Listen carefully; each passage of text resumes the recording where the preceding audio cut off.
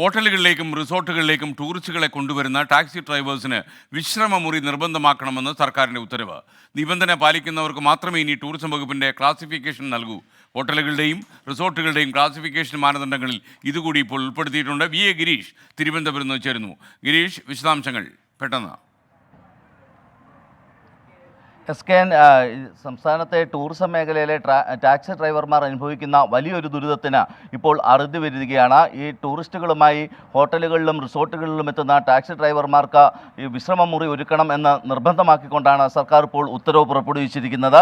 വിശ്രമമുറി നൽകേണ്ടത് ഈ ഹോട്ടലുകളും റിസോർട്ടുകളുമാണ്, അവരുടെ ഉത്തരവാദിത്തമായിരിക്കും അത്.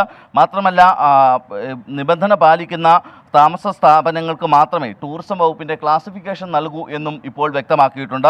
ഹോട്ടലുകളുടെയും റിസോർട്ടുകളുടെയും ക്ലാസിഫിക്കേഷൻ സംബന്ധിച്ച മാനദണ്ഡങ്ങളിലും ഇപ്പോൾ ഇളവ് ഇതുകൂടി ചേർത്തുകൊണ്ട് ഈ പുതിയ നിബന്ധന കൂടി ചേർത്തുകൊണ്ട് സർക്കാർ ഉത്തരവിറക്കിയിരിക്കുന്നു. കഴിഞ്ഞ 2024 ജനുവരി 1 വിളിച്ചു ചേർത്ത ഈ ടാക്സി ഡ്രൈവർമാരുടെ യോഗത്തിൽ ഉയർന്ന ഏറ്റവും പ്രധാനപ്പെട്ട ഒരാവശ്യമായിരുന്നു തങ്ങൾക്ക് വിശ്രമമുറി അനുവദിക്കണം എന്നുള്ളത്. കാരണം ഇപ്പോൾ ഈ ടൂറിസ്റ്റുകളുമായി എത്തുന്ന ടാക്സി ഡ്രൈവർമാർ പലപ്പോഴും അവരുടെ വാഹനത്തിൽ കിടന്നുറങ്ങുന്ന ഒരു സാഹചര്യമാണുള്ളത്.